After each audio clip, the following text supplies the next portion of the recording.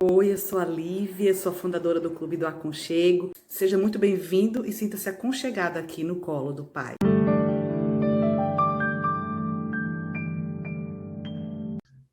Oi, pessoal do clube, tudo bem? Hoje nós temos aqui uma convidada especial, a gente vai estar conversando com a Patrícia Trindade. Ela tem um Instagram e um grupo chamado Encorajadas. Ela vai se apresentar para a gente e a gente vai estar falando hoje acerca de aconselhamento bíblico e discipulado. Oi, Patrícia, tudo bem? Oi, Lívia, muito obrigada pelo convite, é uma honra estar aqui. Eu me chamo Patrícia, eu tenho 26 anos, sou da Igreja Presbiteriana do Brasil. Tenho esse IG, que antes se chamava Formosura e agora passou a se chamar Encorajadas, com o intuito mesmo de encorajamento entre as mulheres, né? Da gente se encorajar para buscar conhecer ao Senhor. Então, o foco é basicamente isso mesmo do grupo, né? A gente também tem um grupo no WhatsApp, onde a gente compartilha ali um pouco da vida e da caminhada cristã. Amém, é uma bênção. Eu participo do grupo e é realmente uma bênção, um ministério lindo. A gente vai estar falando hoje justamente sobre esse ministério, né? Que é aconselhamento. No caso, vamos estar focando aqui no aconselhamento de mulheres e o discipulado. Patrícia, vamos começar falando assim um pouco acerca disso. Por que aconselhar? Qual a importância do aconselhamento bíblico? Eu gosto muito da passagem que Paulo dá lá em Tito, capítulo 2, dos versículos 3 e 4, que eu vou até ler para a gente ter esse fundamento, né, na palavra. E ele diz assim, quando ele escreve a Tito, lá em capítulo 2, versículo 3 e 4. Quanto às mulheres idosas, semelhantemente, que sejam sérias em seu proceder, não caluniadoras, não escravizadas a muito vinho, sejam mestras do bem, a fim de instruírem as jovens recém-casadas a amarem ao marido e aos seus filhos. E aí ele vai dando aí vários outros mandamentos, né? Várias ações, vários comandos, né? Que essas mulheres elas deveriam ter para com as mulheres mais jovens. Então, primeira coisa, porque Paulo ele deixa bem claro isso na sua carta a Tito, de que é importante, né, esse aconselhamento entre mulheres, e ele é importante porque Paulo ele nos apresenta um argumento mais no versículo mesmo, mostrando, né, que como é bom uma mulher aconselhar outra mulher, né? Quem melhor do que uma mulher para aconselhar outra, né? Conhecer ali tudo que a gente vive, né? Tem o mesmo, vamos dizer assim, os mesmos temperamentos, os mesmos sentimentos, a gente sente de forma diferente do homem, tanto é que a palavra do Senhor diz que nós somos a parte mais frágil, né? Então, realmente, uma mulher ela vai aconselhar melhor a outra mulher. Isso não quer dizer que os pastores não façam aconselhamento, né? Com as suas ovelhas, é super válido, mas na questão ministerial, de que se tivesse, né, um ministério ali para que as mulheres idôneas, as mulheres ali com mais experiência na caminhada cristã, pudessem ensinar as mais jovens, seria muito válido. Então, é importante, né, esse ministério justamente para que uma mulher se identifique com a outra mulher e entenda e compreenda aquilo que ela sente. Talvez às vezes, um homem ele não vai entender uma mulher como outra mulher entenderia. E aí, por isso é importante ter uma mulher com experiência na caminhada cristã para instruir aí as irmãs mais jovens na fé. Com certeza, é uma importância assim, vital, né? E cada vez mais a gente tem visto dentro das igrejas esses ministérios de mulheres, porque a gente sabe que a feminilidade tem uma sensibilidade diferente, tem um conjunto de circunstâncias, de vivências que o homem não passa. Então, assim, tem TPM, tem, assim, exemplos que a gente não acabaria por falar hoje milhares, né? E a nossa forma de ver o mundo é diferente, a nossa forma de vivenciar as coisas é diferente, e às vezes a gente precisa de ser compreendida, não é? Para a gente poder se abrir, para gente. E aí, para o caminho certo, a gente precisa de alguém que nos compreenda, né? A gente sabe que Deus nos compreende, que Jesus se identificou conosco em todas as coisas, em todas as nossas angústias, em todas as nossas necessidades, mas a gente também precisa de irmãs, não é? Na fé, que estejam ali, nos encorajando, nos entendendo na prática aquilo que a gente passa, não é? Cuidado dos filhos, divisão entre Exatamente. trabalho, casa, e tantas outras coisas, né? e a importância desse ministério realmente é um ministério de apoio ao pastorado, né? O ministério do pastor da igreja. Exatamente. E, Patrícia, eu queria perguntar para você, exemplos bíblicos que te inspiram assim nesse teu ministério de aconselhar mulheres, quais são os teus exemplos assim bíblicos que realmente te encorajam? Bom, na Bíblia a gente não vai ter especificamente, claro, né, que existia um ministério de aconselhamento de mulheres, mas essa passagem que a gente acabou de ver, Tito está lá nas igrejas de Creta, né? Então, provavelmente, essas mulheres, ao ouvirem esses comandos, né, que Tito transmite por aquilo que Paulo escreve a ele, com certeza ali elas iriam exercer. E a gente pode ver exemplos, né, reais no nosso dia a dia, nas nossas igrejas, né? Por exemplo, na minha igreja, nós temos um grupo de mulheres que a gente chama de Sociedade Feminina Auxiliadora, a Sociedade Auxiliadora Feminina, que é a SAF, que ali é um ministério, sim, para nos encorajarmos, para nos aconselharmos, para nos ajudarmos na caminhada cristã. Então, acredito que hoje a gente pode ver claramente na passagem de Tito, né, das mulheres lá da igreja de Creta, que era onde Tito estava ali cuidando, com certeza havia esse ministério. E a gente vê também Pedro falar, né, sobre as mulheres. Então, cada um deles, né, vão dar aí uma visão de como é importante esse ministério, e com certeza, naquelas igrejas que eles ali cuidavam, pastoreavam, escreviam as cartas, haviam ministérios de aconselhamento entre mulheres, né? Com certeza. E a gente vê também em outras mulheres, por exemplo, Priscila, a gente sabe que Priscila tinha um ministério, não é? Junto com Áquila, junto com seu marido, a gente pode imaginar que, com certeza, seria ali, eles dois dividiam as tarefas, não é? Priscila e Áquila. Temos outras mulheres que foram muito influentes também na Bíblia, como Lídia, que formou uma igreja dentro da sua própria casa, conseguia, né, auxiliar mulheres, auxiliar homens e mulheres, mas eu creio que, por ser dentro da sua casa, ao chamarmos para dentro da nossa casa, a gente acaba por, né, ter aquela maior intimidade que um aconselhamento, né, requer. Sim. E até queria te perguntar... Sim, fala. Não, é exatamente isso aí que tu tá falando, né, sobre esses exemplos, né? Se a gente for parar para pensar, todos eles acontecem num contexto de igreja, né? Então, é como a gente vê nas cartas de Paulo, nas cartas de Pedro, que eles sempre direcionam palavras às mulheres, né, de como as mulheres deveriam se comportar, de como elas deveriam estar agindo dentro da igreja. Então, os exemplos que a gente pode ver na Bíblia são as igrejas, né? Ali, através das cartas, né? Tanto de Paulo quanto de Pedro, quando eles falam das mulheres, né? Com certeza. E eu só queria colocar assim, uma parte daquilo que você falou. A gente vê, por exemplo, esses aconselhamentos hoje em dia na igreja, mas eles não precisam estar restritos à instituição igreja, né? A gente já falou da importância deles, como eles são necessários, como eles são importantes, como ajudam, né? O próprio pastor, e porque ele às vezes igrejas grandes, um pastor tem tantas ovelhas que ele não consegue, né, estar cuidando Sim. ali com, assim, às vezes eles ficam exaustos porque são muitas pessoas a quem eles têm que dar, não é, auxílio, apoio, e por que não esses ministérios de mulheres podem estar auxiliando, não é, novas convertidas, novas irmãs convertidas na fé, ou até uma pessoa que está passando por problemas no casamento, na criação dos filhos, e rebeldia, às vezes, dos filhos, né? Dificuldades em geral, que a gente precisa realmente, como mulheres que passamos pelas mesmas circunstâncias, nos encorajar, nos ajudar, nos fortalecer nesses momentos, não é? Para que a palavra nos chama a levarmos as cargas uns dos outros, não é? E isso não deixa de ser levar as cargas, não é?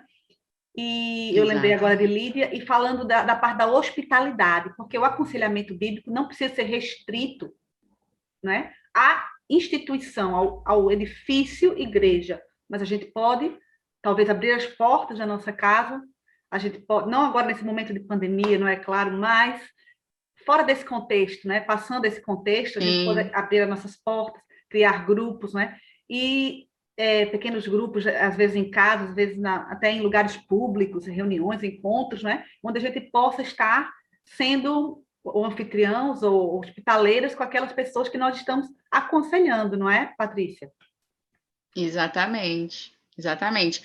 O ministério, ele deve acontecer dentro da igreja, né? Assim, o ministério em si, Sim. o grupo, né, de aconselhamento, vamos dizer assim, para que as mulheres se aconselhem ali, porque aquelas mulheres conhecem, convivem, são da mesma igreja, né? E quando a gente abre para o âmbito da nossa casa, a gente também pode fazer, né? Mas aí é uma coisa mais despretensiosa, né? Não é uma coisa Formal, né? mais formal, exatamente. E eu queria te perguntar, Patrícia, você acha, Patrícia, assim, quais são os componentes que fazem um aconselhamento ser considerado bíblico, para além dele ser centrado na Bíblia? Bom, primeiro de tudo, né, a chave aí do nosso aconselhamento é Jesus Cristo, né? Se em todo conselho que a gente for dar, a gente não vê a história da redenção que tem na Bíblia, se a gente não vê toda a história, né, criação, queda e a redenção do ser humano, do pecador, ali a salvação em Jesus Cristo, a gente não tem como aconselhar ninguém. A Elise Fitzpatrick, eu acho que é assim que pronuncia o nome dela, ela tem um livro chamado Mulheres Aconselhando Mulheres, e aí ela vai falar a respeito de como Jesus ele é importante nos nossos conselhos. E a gente só consegue colocar Jesus na nossa vida prática se a gente conhece, e a gente só conhece através da leitura da palavra, né? Então, um elemento chave para o aconselhamento é a gente ter a figura de Jesus Cristo como um todo. Além disso, nós sabemos que Jesus ele é a chave de toda sabedoria, de todo conhecimento, então a gente precisa ter uma vida piedosa, a gente precisa testemunhar, né? A gente precisa conhecer a Deus e a gente precisa ter um acompanhamento presencial, porque o aconselhamento ele não vai se dar de forma, não é que de forma correta, mas de forma inteira, se não houver ali realmente uma convivência com o que está sendo ali aconselhado, né? Então, a gente precisa ter esses elementos. O principal de todos, a chave de tudo, de todo aconselhamento é Jesus Cristo, né? A gente colocar a sua santa palavra, né? Ver toda a história da Bíblia e colocar e aplicar em nossas vidas, nos nossos conselhos, tantos os conselhos que nós vamos dar e tantos aqueles que a gente recebe, a gente tem que colocar um filtro, né, da palavra do Senhor, para saber se aquilo condiz com o que a palavra do Senhor diz. E alguns desses elementos a gente vai ver através do nosso exterior, né, testemunhando uma vida piedosa, conhecendo a Deus e fazendo esse acompanhamento presencial que é a convivência, né? Então, esses são os elementos aí que a gente pode ter para realmente entender o que é aconselhamento. Com certeza. E, assim, você diferencia aconselhamento bíblico, aconselhamento de mulheres de discipulado? Qual é a diferença, assim, para as pessoas que estão vendo para entenderem? Existe diferença entre aconselhamento, entre discipulado? Ambos são feitos com apenas cristãos, ou também pode ser feito com pessoas que ainda estão conhecendo a palavra, ou novos convertidos, ou pessoas que ainda não se converteram, mas que você está ali acompanhando de perto, às vezes uma amiga, às vezes uma pessoa que não você convidou para a igreja uma vez, mas às vezes aquela pessoa tem algumas restrições, ainda não entendeu, mas você consegue, a gente consegue fazer um aconselhamento a essas pessoas também. E como a gente faz esse aconselhamento, Patrícia? A visão, entender que aconselhamento e discipulado, eles são a mesma coisa em princípios, né? Para mim, é a mesma coisa a gente fazer com alguém que a gente está aconselhando, a gente vai fazer com alguém que a gente está discipulando, né? O discipulado, ele de fato, ele é mais, vamos dizer assim, a palavra me fugiu à mente, mas ele é mais nivelado, vamos dizer assim, a quem já está chegando na igreja, né? Porque o discipulado é uma forma de você também apresentar as doutrinas da igreja, apresentar alguns conceitos, né? Então, o discipulado, ele está atrelado a ensinar aos novos convertidos. Mas, de certa forma, isso também é aconselhamento, né? Quando você ensina alguém, quando você mostra uma doutrina a alguém, isso é aconselhar também, né, direcionar e dizer, olha, isso aqui que a palavra do Senhor diz para tais atitudes. Então, eu não vejo uma distinção tão brusca entre discipulado e aconselhamento. Para mim, eles estão na mesma linha. Só que é claro que eles vão ser feitos de formas diferentes, né? O aconselhamento, às vezes, vai ser encontros que você vai ter para tratar uma área específica da vida daquela pessoa, e o discipulado vai ser sobre você ensinar alguma doutrina nova que aquela pessoa não saiba, da igreja que ela está agora frequentando. Os dois, eu acredito que são a mesma coisa, só que são executados de formas diferentes, né? Essa é a minha visão a respeito de aconselhamento e discipulado. Porque o discipulado não deixa de ser acompanhamento também, né? Com certeza, é. E, assim, você acha que é necessário que a pessoa que esteja aconselhando tenha qualificações específicas, seja, por exemplo, um cristão já mais experiente, é, ou, por exemplo, se é pastora, ser pastora, ou ter algum curso de aconselhamento bíblico, ou a gente sabe que hoje em dia tem cursos, tem muitas ferramentas, não é? Até mesmo online, de qualificação. Qual você acha que devem ser os alvos e as qualificações de uma pessoa que tem um ministério de aconselhamento na igreja, ou mesmo fora, né? Principalmente fora, mas na igreja, para cristãos, e fora da igreja, de forma mais informal, como a gente falou? Você acha que requer algum tipo de qualificação? Bom, na minha igreja, Lívia, a gente não tem pastoras, né? Então, vamos dizer assim, como é que eu posso dizer? Eu esqueci o nome agora também, tá me dando um branco, A mas não é pastora é a cargo que a esposa gente do fala. pastor, no caso, né? A gente não fala cargo, eu esqueci o nome. Função? Isso, a função, a liderança, né? A liderança da igreja, a gente acredita que é exercida ali pelo cabeça, que é o homem, e a gente tem essa doutrina, né? A gente acredita nessa doutrina. Então, para a gente não existe pastora, né? Mas as mulheres na igreja, elas podem sim ensinar, pregar, evangelizar umas às outras, que é exatamente isso que o aconselhamento feminino aí vai fazer, né? Então, quais seriam aí as qualificações? Paulo, ele já diz aqui em Tito, né? Algumas dessas qualificações que eu acabei de ler. Ele falou que sejam aí pessoas sérias, né? Que não sejam caluniadoras, né, fofoqueiras, difamadoras, que não sejam escravizadas a muito vinho, que sejam mestras do bem. Então, Paulo ele vai dar várias características, assim como um pastor, como um presbítero, como um diácono, ele precisa ter para exercer a sua função na igreja, as pessoas que vão aconselhar, elas também precisam passar aí por uma avaliação, né, para saber se tem essas características, porque não tem como eu fazer o aconselhamento se eu não tenho nenhum conhecimento, ou se a minha vida não testemunha daquilo que eu falo. Eu gosto de deixar bem claro que às vezes algumas pessoas dizem assim, mas você está falando disso, mas você não faz isso. Paulo, eu acho que foi Paulo que falou que o que importa mais é a mensagem do que o vaso. A gente fala isso na questão do evangelho, né?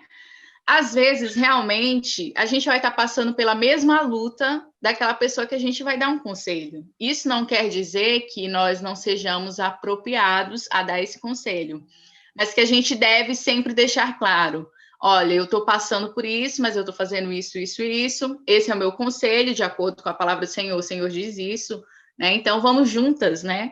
Modificar esse nosso comportamento, vamos juntas vencer esse pecado. Então, é claro que as pessoas que vão aconselhar, que vão fazer parte, né, desse grupo de aconselhamento, elas precisam ter um testemunho de vida, como Paulo diz aqui, né?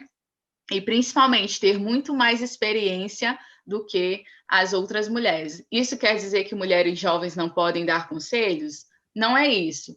É exatamente por conta da questão de ter mais conhecimento, de ter vivido mais. É igual a gente ouvir conselho de nossas mães, né? Quando a gente é pequeno, jovem, ali a gente não quer ouvir o conselho da mãe, né? A mãe já viveu muito mais do que você. Então, você vai ouvir por conta da experiência, né?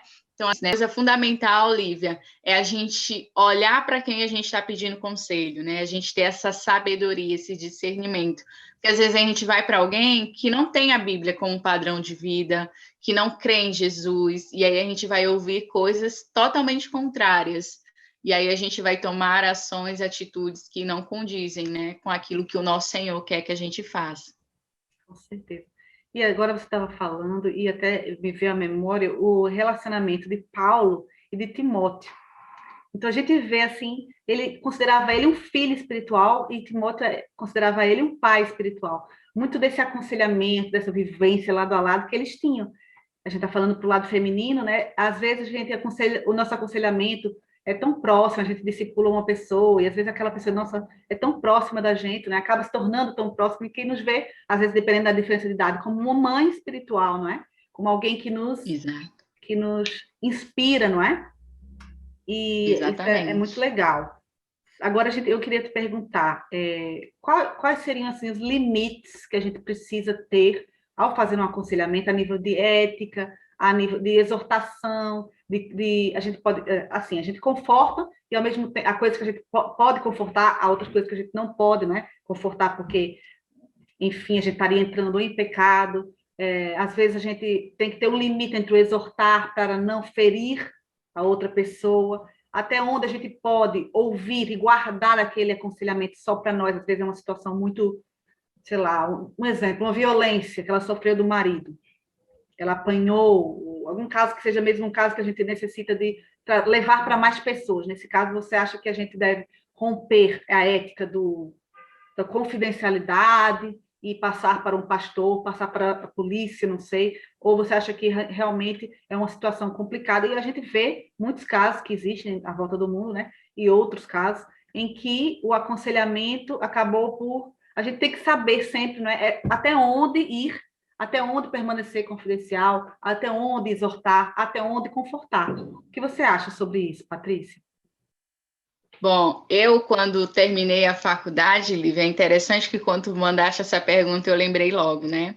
Eu falei sobre a ética na economia, um tipo de economia que é a economia de comunhão, que envolve os princípios bíblicos, né? E aí, quando eu li a pergunta, eu me remeti a logo isso, né? Uhum. O mundo, ele tem uma definição de ética, ele diz o que é ética, né? Só que nós, como cristãos, nós temos a nossa definição de ética, né? O nosso parâmetro de ética, né? O parâmetro ético de nossas vidas é a palavra do Senhor. Então, o que a palavra do Senhor nos diz é que nós devemos fazer. Quanto a exortar, admoestar e confrontar, é exatamente isso. O que a palavra diz a respeito de admoestar? Se a gente vê alguém caído, ele diz que não é para a gente o quê? Julgar, né? Excluir, mas é você admoestar, é você com mansidão, ser manso, ser humilde, reconhecer que aquele pecado você também poderia cair, né? Reconhecer que aquela pessoa, ela pecou, mas que você pode levar uma palavra para ela de arrependimento, para que ela venha, né, cair em si. Então, admoestar é você colocar aquela pessoa, né, direcionar aquela pessoa, colocando os olhos dela fixo em Jesus. E exortar, o que a palavra diz? Exortar em amor. Então, a nossa exortação é em amor, a nossa admoestação é em mansidão. E o nosso confrontar, que é uma das partes mais difíceis, devem ser feitas com o mandamento, né, com um dos mandamentos principais, que é amar o teu próximo como a ti mesmo. Então, como é que você gostaria de ser confrontado? Aqui não é a questão de você massagear o pecado ou de você não dizer as verdades com medo de ofender. O que é para ser dito é o que a palavra do Senhor diz. Se vai ofender ou não, é outra questão. Mas a forma como você fala, ela também pode ser, muitas das vezes, ofensiva, né? Às vezes a gente usa muito um pedaço de uma música que tem a lei para eles, a graça sobre mim. Então, quando a gente vai falar dos nossos pecados, a gente costuma usar a graça. Mas quando a gente vai falar do pecado do outro, a gente costuma usar a lei, né? Como parâmetro, como base. Voltando, né? Então, o nosso confrontar é justamente nesse sentido, né? De você usar a medida e o peso que você gostaria que aquela pessoa usasse com você para te mostrar a verdade. Não para te esconder a verdade, mas para te mostrar a verdade, para te mostrar aquilo que o Senhor quer e fala. Então, a ética, o nosso parâmetro ético, é a palavra do Senhor. Então, como é que a palavra diz que nós devemos admoestar? Assim façamos. Como é que ela disse que nós devemos exortar? Assim façamos. E confrontar? Assim também façamos. Então, a nossa ética é a palavra, né? Porque se a gente for pela definição do mundo, nossa, a gente não vai falar nada para ofender, a gente não vai dizer a verdade, a gente vai passar a mão na cabeça e a gente vai fazer tudo o contrário daquilo que a palavra do Senhor diz. Questões, né, de violência que a gente fica sabendo, quando a gente se cala, a gente está sendo conivente com aquilo que está acontecendo. Então, em casos extremos, se aquela pessoa, você dá o conselho para ela contar ao pastor, buscar ajuda, ir à delegacia, fazer o boletim, enfim, se ela não faz, você, como serva do Senhor, você deve sim fazer, né? Você deve sim comunicar ao pastor, você deve sim incentivá-la a ir com ela, se ela precisar, à delegacia ou a ele, né? Também existe violência contra o homem, não só contra a mulher, mas que em todos os âmbitos, né? Em situações extremas, se a vítima, né? Se a pessoa que está sofrendo, ela não toma uma posição e você está sabendo que isso está acontecendo, você se cala, você está indo contra a palavra do Senhor também, né? Então, você precisa comunicar e ajudar aquela pessoa. Com certeza. É um ministério que exige muita responsabilidade, né, naquilo que a gente faz, de aconselhar, de direcionar, de ajudar na caminhada, né? Porque às vezes nossos conselhos, nossas palavras podem produzir vida ou morte, né, para aquela pessoa. E então realmente algo bastante profundo e que exige bastante sabedoria, né? E agora, só para a Isso. gente concluir, Patrícia, eu queria te perguntar, a nível a gente hoje tem muitos recursos, livros, que livros você leu sobre esse tema, né, discipulado, aconselhamento, que você indica? Olha, não são livros com a temática aconselhamento, né? Com o título lá, aconselhamento, não. Mas esses livros que eu trouxe aqui para indicar, eles têm como fundamentos, né? Problemas de mulheres com soluções bíblicas para que essas mulheres resolvam. Então, a pessoa que vai atuar como o conselheiro pode utilizar, né, esses livros para se fundamentar, né, para se preparar, para estudar. O primeiro de todos é um que eu ainda estou em andamento, mas eu já super indico, que é o Mulheres, Aconselhando Mulheres, da Elise Fitzpatrick. É muito bom, trata sobre as emoções, sobre como a gente deve olhar a palavra do Senhor, as nossas relações, né, com as outras pessoas, conosco mesmo, né? Então a gente consegue entender. Tem dois aqui da Nancy Wilson, que é o Contentamento e Virtuosa, que também vão trazer princípios, né, a respeito das mulheres, como nós devemos encarar a vida. Então, é bom para quem quer aconselhar mulheres também, porque tem bastante coisa a respeito disso. Esse aqui, sensacional, Mulheres em Apuros, da Marta Pias, vai falar sobre a pessoa que é fofoqueira, difamadora, problemas que a gente enfrenta com outras mulheres, com homens, conosco mesmo, né? E para encerrar, que é Mentiras em que as mulheres acreditam, também da Nancy Demos. E ele vai falar sobre as mentiras que nós acreditamos a respeito de Deus, do homem, de nós mesmos, da palavra, né, de todas as circunstâncias da vida. Então, isso aqui é um amparato realmente muito bom para quem quer aconselhar, porque aí você conhecendo um pouco desse universo aqui, né, das mentiras que as mulheres acreditam, você já vai combater com a verdade, né, com a palavra do Senhor, aquilo que elas precisam ouvir, e principalmente aí realmente glorificar o Senhor através da vida delas, né? Então eu indico esses livros aí, já é um bom começo para quem quer aconselhar. Outra coisa, não só de livros, né? Mas se a pessoa que for aí trabalhar à frente de aconselhamento feminino, que possa fazer um curso, se especializar, também vai ser bom. Não quer dizer que só as pessoas que têm o curso podem aconselhar, não estou dizendo isso.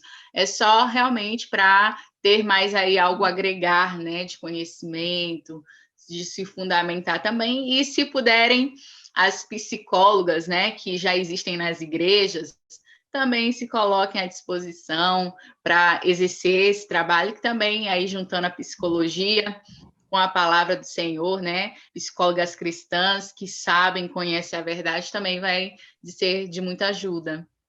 Com certeza. E hoje a gente tem uma infinidade, né, de recursos na internet, blogs, eu vou deixar aqui na descrição do vídeo um blog que eu pesquisei sobre o tema, e também algumas atividades práticas para quem quer em PDF, que eu tirei de alguns, e vou colocar também o blog, para vocês, quem quiser estar baixando, para quem está aconselhando ou quem está discipulando, vão ser muito úteis, né? Bem como também algumas playlists de vídeos de pregações sobre o tema, que eu vou colocar aqui embaixo para estar auxiliando vocês. Patrícia, eu quero te agradecer por você ter disponibilizado um pouco do seu tempo, por estar aqui com a gente hoje, falando um pouco. E eu vou deixar aqui também embaixo na descrição os links do Instagram da Patrícia, também do Encorajadas, e das redes sociais dela, que vão estar abençoando a sua vida. E eu quero te agradecer muito e quero te desejar uma continuidade, né, nesse seu ministério online, seja presencial, do qual eu faço também, eu participo, sou encorajada. Então, eu quero te agradecer muito, tá bom? E é isso. Obrigada, Lívia. É um prazer, né? Claro que esse tema, ele é um tema ainda para mim muito novo na questão realmente de dedicação, né? Quando eu mudei o Formosura para o Encorajadas, é que eu pensei, né? O Encorajadas, ele não é uma plataforma de aconselhamento, até porque, como a gente viu, aconselhamento ele precisa ser presencial, ele precisa ser convivido, né? Ele precisa dessa proximidade, dessa relação mesmo presencial. Mas é uma rede de encorajamento, né? Encorajar outras, né? A se prepararem, a estudarem, a conhecer. Então, realmente que nós possamos aí exercer esses papéis dentro das nossas igrejas, com as nossas irmãs, para que a gente possa aí estreitar os relacionamentos e caminhar juntos, né? E é isso que eu espero também das pessoas que estão aí nos assistindo, que elas possam despertar para esse ministério, se preparar, se qualificar e assim se colocar à disposição de suas igrejas. Muito importante, né? Portanto, é isso, a gente fica por aqui. Se você gostou desse vídeo, não esquece, deixe teu like, deixe teu joinha. Se você quiser sugerir um tema para o próximo vídeo, ou alguém que você gostaria de ver por aqui, indica também aqui nos comentários, que eu vou gostar muito de ver, e a gente se vê por aqui. Tchau, tchau, Patrícia. Tchau, tchau, até mais, beijo.